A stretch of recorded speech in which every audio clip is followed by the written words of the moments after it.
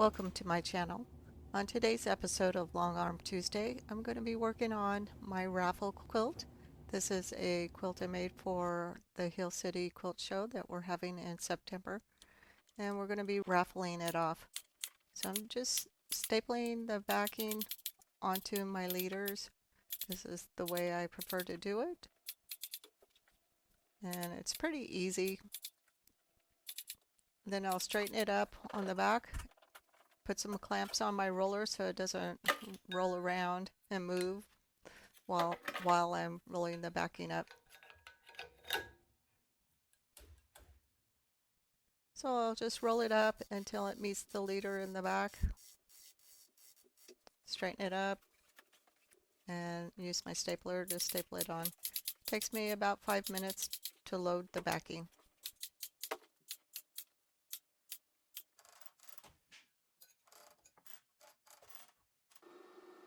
I'm using Hobbs 8020, and I buy this on the roll, so I don't know, it's probably a queen size.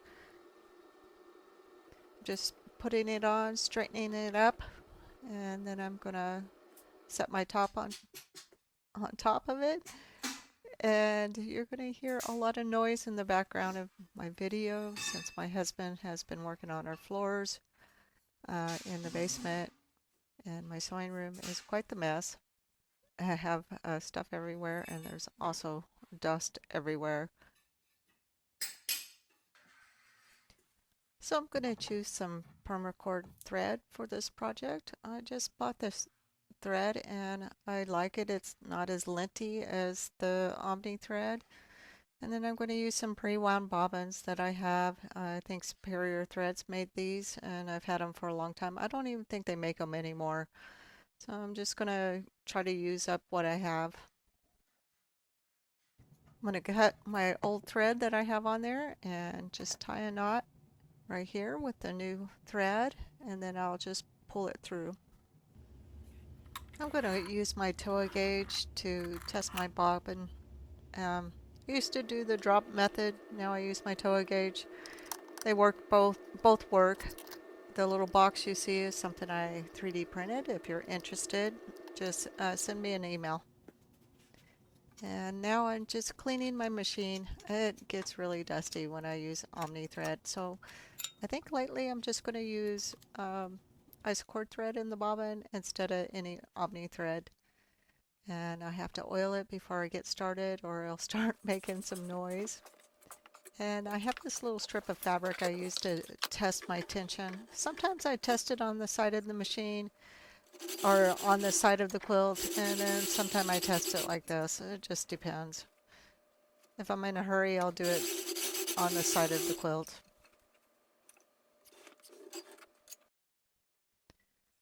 Getting ready to baste the top down. I actually wish I could move this fast, but but I can't. Uh, so I do not use my, I do not put a line down first, very rarely. I'm just going to use my channel locks, and I can usually get it pretty straight. Sometimes I have to pull the quilt up a little bit and then uh, work it in there as I'm going along. So after I finish basting down the top, I'll go down the sides and baste those down also. So I'm getting ready to start quilting, and not really sure what I'm going to do. I think I'll do some stitch in the ditch and stabilize the quilt. And when I get all the way down to the end, after I stabilize it, maybe I'll have an idea what I'm going to put on the quilt. So I'm looking at this quilt, and I kind of like these motifs that I did on the black. It's kind of random. I don't know. What do you guys think? Would this look good on the quilt I'm doing? And here's some other types of motifs I could do in the middle. Some fills. This is my go-to. I usually do. These are kind of cool. Here's some other ones. Kind of liking this, though. We'll see. Okay, I'm about 30-40 minutes into stitching the ditch, and what I've done is I stitched on this side, and I stitched on the border, and I stitched up here, and then I stitched around each one of these, and then I stitched around these. Now, if I was brighter, I would just stitch around them as I'm doing my free motion, but I need to stabilize it, so I'm just going to go ahead and do this, and then I'll come down here and stitch around all these motifs and just continue on. Okay, I finished all this stitch in the ditch, and I finished stabilizing my quilt, and I'm just doing some free motion quilting because I'm very out of practice, and so this is kind of what it's looking like. It's just random stuff. Not going to be able to see it too good on this side because I have all the lights off. And so yeah, it's just I got little feathers and swirls and flowers. Just looking at everything I did last night, and it looks pretty good. So I was having to stitch in the ditch around all of these as I went. I already stitched in the ditch around these, so I don't have to do those. And I did around these also. So what do you guys think so far? I'm feeling a little bit better about my free motion quilting. Like I said, I haven't done a whole lot of it lately, and it takes a while to get back in the swing of things if you haven't done it in a while. And I was trying to draw it out for a friend of mine the other day. I couldn't even draw it. And that's something I've drawn 100 times over and over. And then, I don't know, my brain was not working that day. I don't know what was going on. I couldn't draw anything. But anyway, so I think it looks pretty good. I like it. This is much easier than trying to cut around each one of these blocks and, you know, put some other kind of fill with the computer. That would take forever. So even though this is kind of time consuming, it's not going to be as time consuming as trying to do it with the computer. This is a guild project, and if you guys want to come to our quilt show in September 7th and 8th, or Hill City, South Dakota, this quilt will be an auction quilt, and you'll be able to find the pattern by a scavenger hunt that we're going to have. So you can go to the stores in Hill City and gather all the different pattern pieces to make your own quilt if you want, or you can just buy tickets for the raffle. So if you're interested, come visit us in Hill City. It's a really cool little town. Mount Rushmore is about 30 minutes away, and it would be fun. I'm just going to show you a little bit of how I did my free motion quilting. Just doing a kind of a little feather swirl that I usually do. And then I'm going to make a kind of a, I don't know, a flower of some sort. It has multiple petals. And I like the way the texture looks when I do this. And then I'll just fill in the rest with another little feather.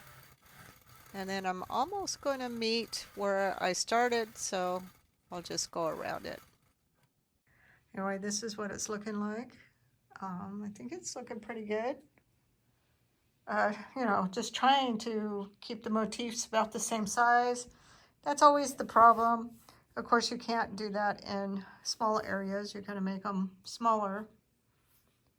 But, yeah, so you don't really particularly like how the tension is in a couple of spots here. I think once it relaxes, it's not gonna show very well, but yeah. But I think it looks pretty good. You guys want to see my floors? So here's under my long arm, and that's what the floors look like. And carpet on the stairs. I just have a runner down there. And this is my sewing area. And the table, the bed, and then the little living room area. And we just had the carpet bound that we had left and put it in front of here. And I think it looks pretty good. And then the bathroom and my sewing closet. And I moved one of my sewing machines over here.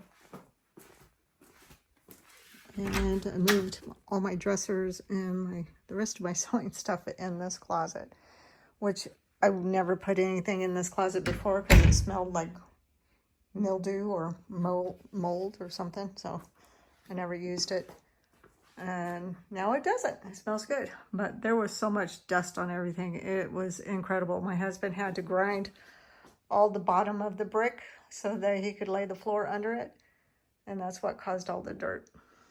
But I think it looks pretty good. All the background quilting is done. It took 9 hours to do all the background quilting. And I think it looks really good. It's just a bunch of random motifs. Okay, I have to show you what I made for myself. So I have these clamps on my long arm and they're retractable. They're something I made. I actually bought some and then I made some. But the guy that made them doesn't sell them anymore. So anyway, these retract. But sometimes when you have your ruler plate on, these things are kind of heavy and they get hooked up on the ruler plate. So I 3D printed the ends of these this morning. And here's the other end so that I could elevate my clamps. Trying to do this with one hand, sorry. And keep them from hitting my ruler plate. And it worked out really good. Anybody needs some for their Gammill, let me know. I'll print you some and you can buy a yardstick and put them on there. All right, I'm getting ready to do the white squares. And I think I'm going to use this pattern. I already got it set up. I drew a bunch of boundaries and made sure it fit in there. I just wanted something that was simple. The blocks aren't completely square. Some of them got a little bit out of square when the quilting happened. So I'm going to go ahead and start quilting it and see what it looks like. This is obviously speeded up. It doesn't really quilt this fast, unfortunately, but it's almost done, and I think it looks okay. I think maybe next time something not quite as dense. So for these squares, I just created a continuous curve, and I just did it with my computer. So here's the pattern I set up.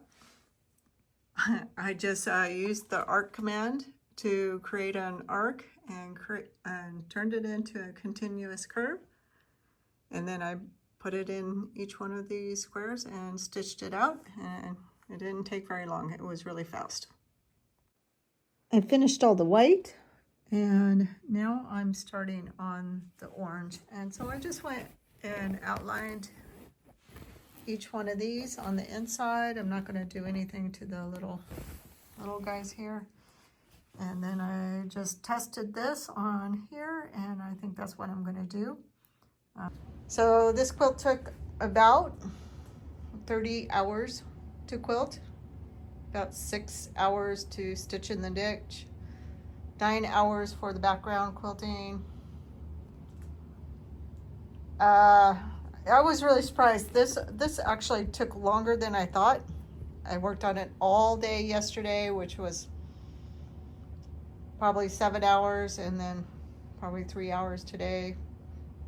So another 10 hours. Before I actually unroll this quilt, I want to carefully look at it, make sure I didn't miss anything. So that's what I'm going to do right now. I'm going to go ahead and recap right now. And so the whole total cost of the quilt to make it was $250 for all the supplies. That's the fabric, batting, thread, and backing. And about $500 for the quilting.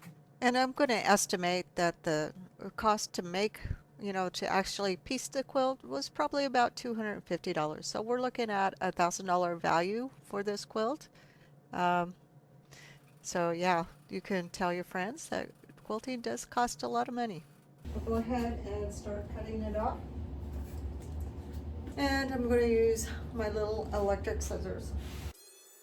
These electric scissors are called Pink Power, and you can buy them on Amazon, and they work really good for cutting batting, fabric strips, whatever you want to cut with them.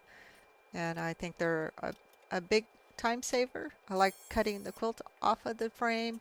It just makes it easier to trim up the quilt in the end.